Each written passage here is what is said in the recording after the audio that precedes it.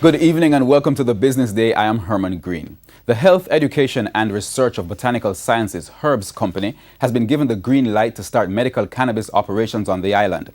The approval is only conditional for now, but it positions the company as one of Jamaica's first end-to-end medical cannabis businesses. Herbs is located in Orange Hill, Savlamar, a place considered to be one of the best cannabis growing areas in Jamaica. Now, the board of the Cannabis Licensing Authority, CLA, has granted the company seed-to-sale control over product design, development quality, and compliance issues. Licenses for retail outlets and the opening of therapeutic herb houses are expected later this month. Herb CEO Anthony Bailey says the herb houses are locations where patients will be able to purchase and use medical cannabis.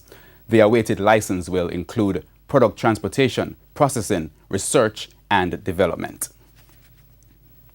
Bank of Jamaica BEO Governor Brian Winter says banks are still too slow to offer credit. He says although the central bank is creating a conducive environment for credit growth, he's still not seeing the kind of credit activity anticipated, especially from commercial banks. So what is the plan going forward?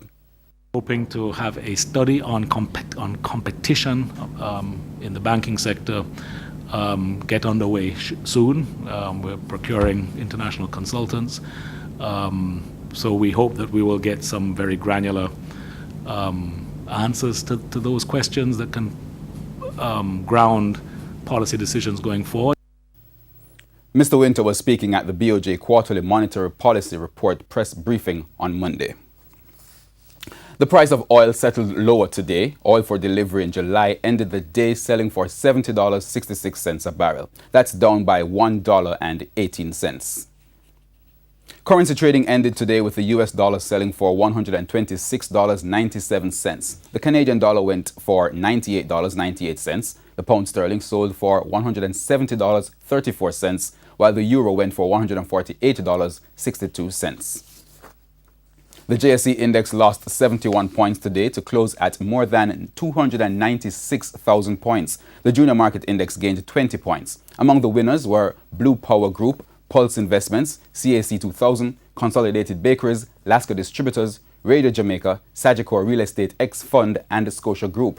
On the losing side were Caribbean Flavors and Fragrances, Key Insurance Company, Siboney Group, Salada Foods, Jamaica Broilers Group, Dolphin Cove, and Seprod.